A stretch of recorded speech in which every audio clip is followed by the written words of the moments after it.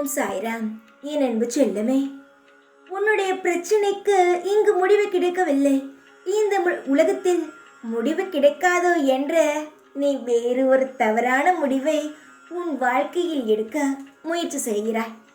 ஆனால் என் மீது இருக்கும் பக்தியோ உன்னை தவறான விதத்திற்கு அழைக்காமல் பார்த்து கொள்ளலாம் என்று உன்னுடைய அடுத்த மனமானது சொல்கிறது.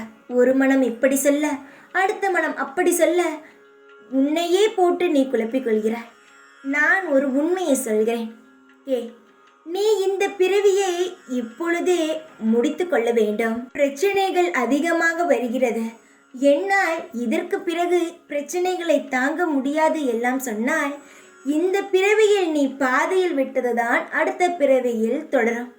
இந்த பிறவியில் நீ அனுபவிப்பதை இந்த பிறவியிலேயே அனுபவித்துவிட்டு என்னிடம் வந்துவிட.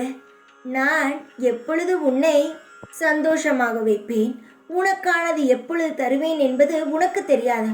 ஆனால் எனக்கோ நீ எப்பொழுது சந்தோஷமாக இருப்பாய், எப்பொழுது உன் வாழ்க்கையில் நீ உயர்வாய் என்று எனக்கு தெரியும். நான் சொல்கிறேன், தவறான எந்த ஒரு விஷயத்தையும் யோசிக்காதே. அது உனக்கு தேவையில்லாத ஒன்று. இங்கு படைத்தவன் நான்.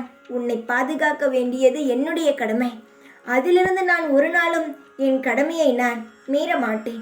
தவறான எண்ணங்களை ஓரமாக ஒதுக்கி வைப்பதை விட அதை உன் மனதிலிருந்து தூர தூக்கி எறிந்துவிடு.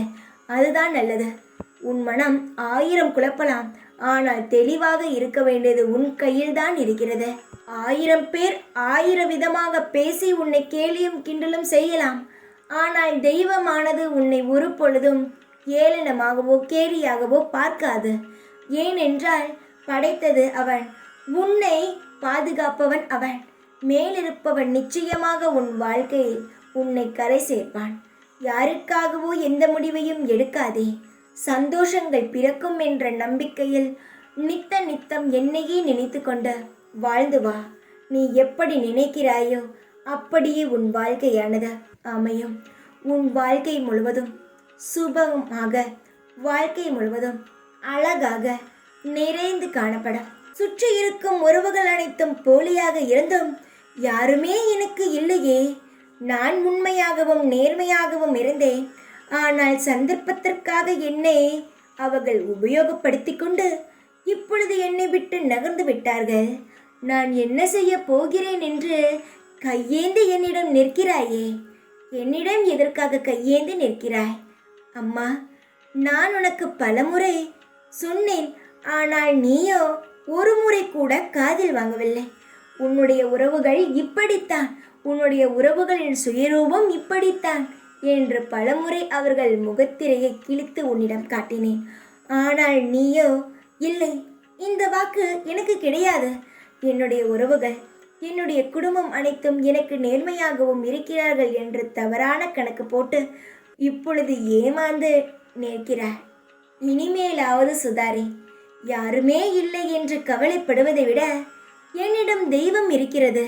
யாருமே இல்லாத தருணத்தில் கூட தெய்வமானது என்னை காக்கிறது என்று மனதில் சந்தோஷப்படு. எல்லாருக்கும் நான் ஒன்று சொல்லத்தான் ஆசைப்படுகிறேன். மனிதர்களின் பலத்தை விட தெய்வத்துடைய பலமானது மிக அதிகம். மனிதர்களுடைய பலத்தை அசைத்து பார்க்கலாம், ஆனால் தெய்வத்துடைய பலத்தை அசைக்க முடியாது. உன்னிடம் தெய்வ பலம் உள்ளது. அதனால்தான் உன்னை சுற்றி இருக்கும் போலியான முகத்தை நீ கண்டுபிடித்தாய்.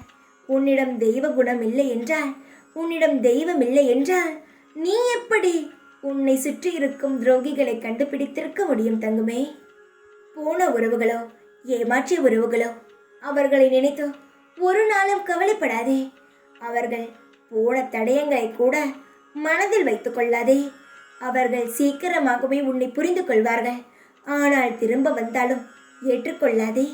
என்னுடைய தங்கத்திற்கு இனியும் ஏமாற்றத்தை தாங்கக்கூடிய மனமானது இல்லை. அதனால் இனி நீ ஏமாறக்கூடாது என்று நினைத்தால் துரோகிகளை ஓரமாக வைத்துவிட்டு உன்னுடைய வாழ்க்கையில் இருக்கும் சந்தோஷங்களை அனுபவிக்கப்பார். எல்லாமே அமோகமாக இருக்கும். இந்த சாயின் வார்த்தை ஒவ்வொன்றும் பொன்னானது என்று நீ நம்பினால் நீ எப்பொழுதும் நான் சொல்வதை நீ நம்பு. நான் உனக்கான அனைத்து வசதிகளையும் செய்து தருகிறேன். தைரியமாக இரு. எப்பொழுதும் உன் கூடவே தான் இருக்கேன் நான். ஓம் சாய்ராம்.